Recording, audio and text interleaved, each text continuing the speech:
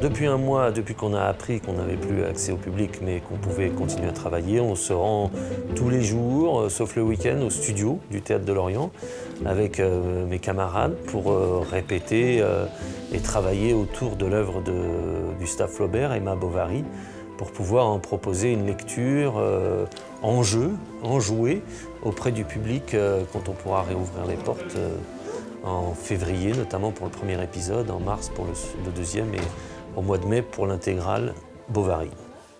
L'histoire de Madame Bovary, c'est l'histoire d'une femme qui s'ennuie en province et qui cherche, on va dire, des alternatives pour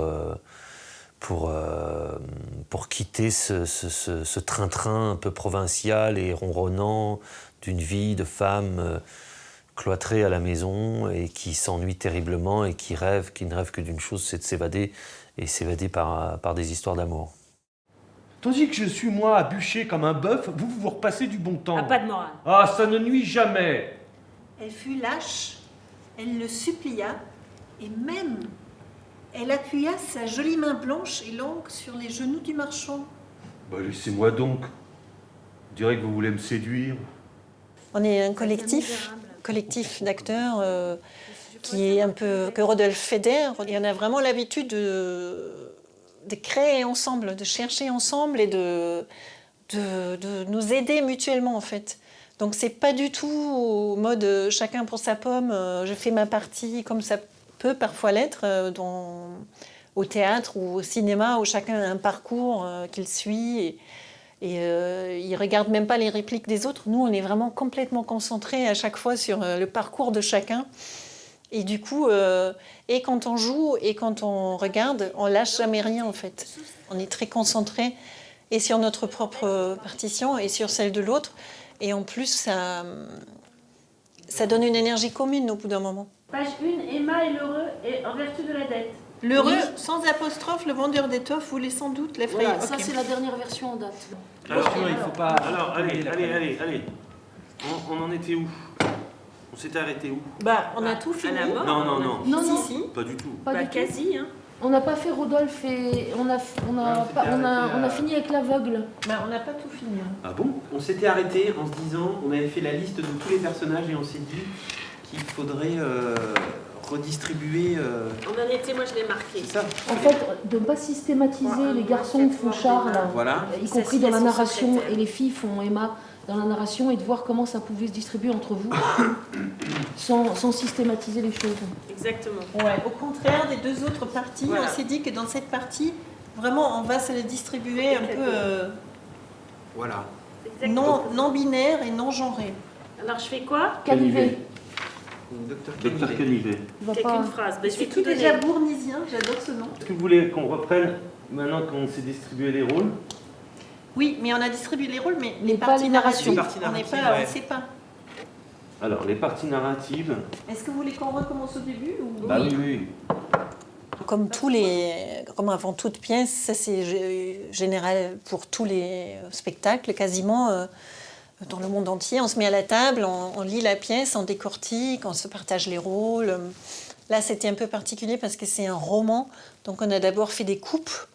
Ensuite, on a choisi des scènes, ensuite on se les a distribuées.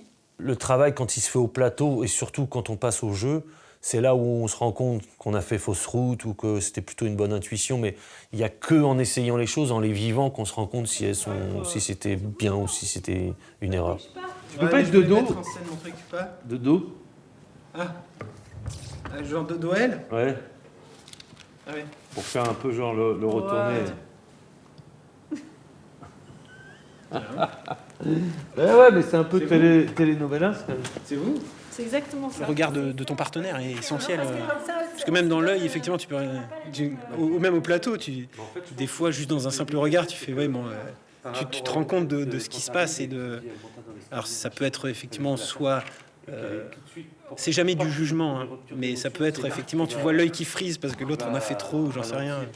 C'est ce qui est génial avec le théâtre, c'est qu'en fait, tu fais ce que... À partir du moment où t'es lancé, c'est toi le maître, quoi. T'es le seul maître à bord avec les autres, quoi, mais...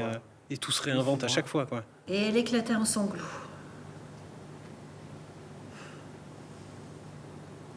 Rodolphe, pardon, excuse-moi. Rodolphe crut que c'était l'explosion de son amour. Rodolphe crut que c'était l'explosion de son amour. Comme elle se taisait, il prit ce silence pour une dernière pudeur. Ah putain, là, il faut... Ah ouais, d'accord, il y a un switch quand même à l'intérieur de tout ça. On voulait que ça soit une lecture, mais en jeu, quand même, ou enjouée, comme on disait, une lecture enjouée.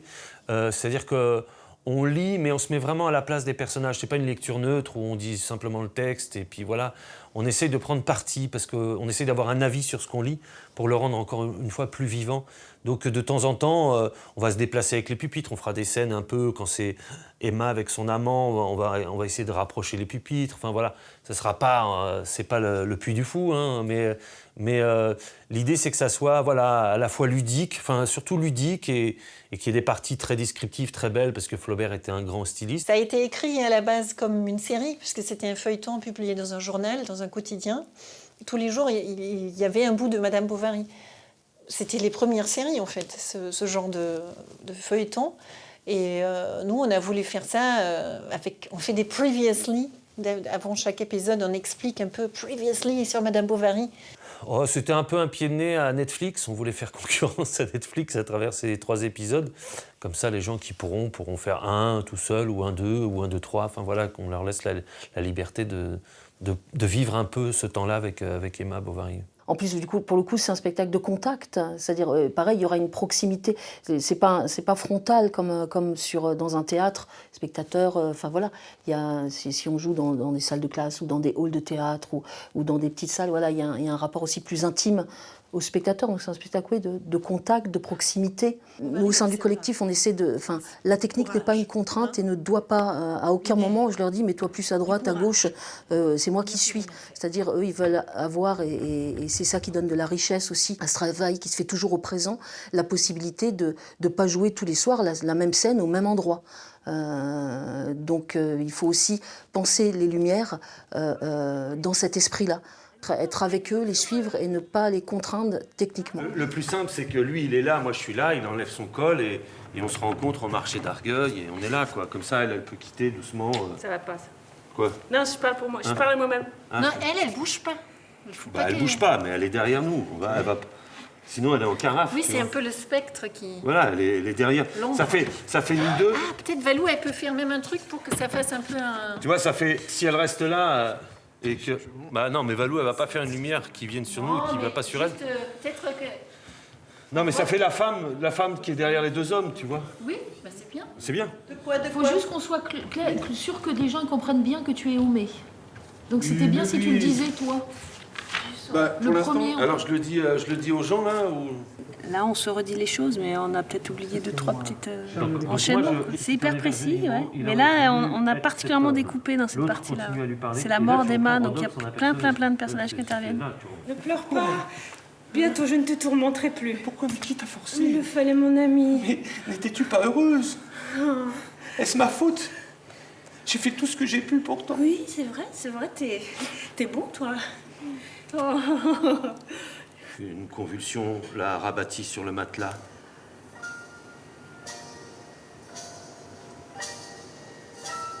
Tous s'approchèrent.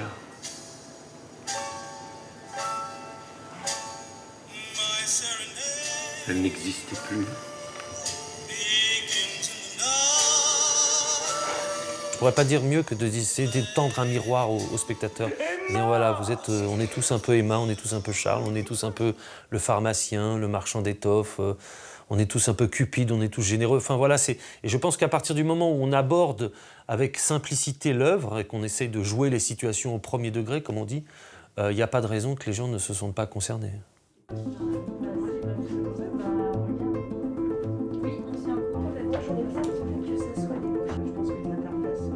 C'est ce que je lui disais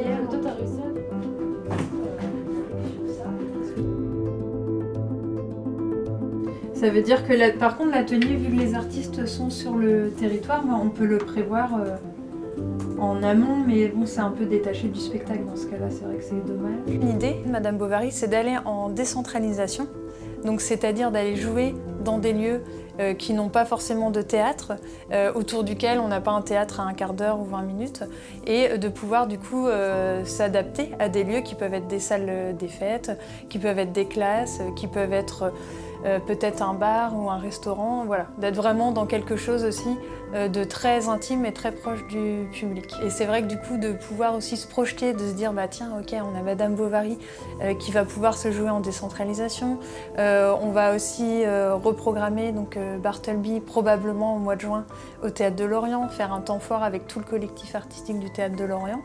Tout ça, ça nous permet vraiment de se projeter et d'être toujours aussi dans une dynamique créative.